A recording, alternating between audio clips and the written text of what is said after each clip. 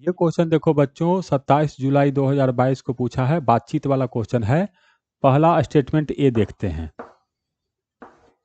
करा a molecule with n degree of freedom has n square different ways of storing energy. अगर किसी molecule का n degree of freedom है तो n square different ways of storing energy. ये बिल्कुल गलत है। अगर किसी मॉलिक्यूल के पास n डिग्री ऑफ फ्रीडम है तो वो कितने तरीके से एनर्जी स्टोर कर सकता है? वो n ही तरीके से एनर्जी स्टोर कर सकता है। तो पहला ये गलत बात है। तो ए कौन कौन चला गया?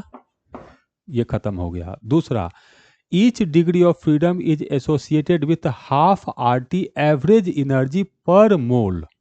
हाँ, ये बात सही है। एक डिग्री ऑफ फ्रीडम के कारण काइनेटिक एनर्जी जो एनर्जी स्टोर करते रहता है वो होता है हाफ KT। ये एक मॉलिक्यूल का होता है। एक मॉलिक्यूल एक डिग्री ऑफ फ्रीडम के कारण इतना काइनेटिक एनर्जी स्टोर करके रखता है।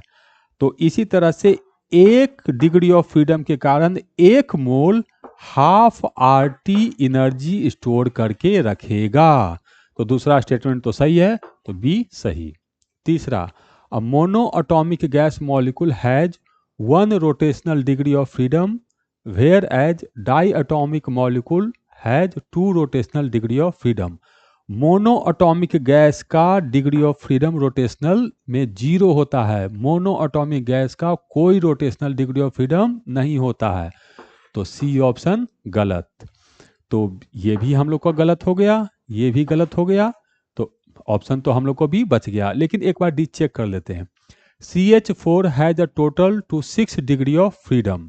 मीथेन है तो उसका 3 ट्रांसलेशनल होगा, और मीथेन नॉन लीनियर है तो उसका 3 रोटेशनल होगा। और जब तक क्वेश्चन में बोला ना जाए तब तक अपने मन से वाइब्रेशन नहीं लेना है। तो CH4 का डिग्री ऑफ फ्रीडम कितना लेंगे? 6। तो डी भी बात सही है और बी ऑप्शन हमारा सही हो जाएगा।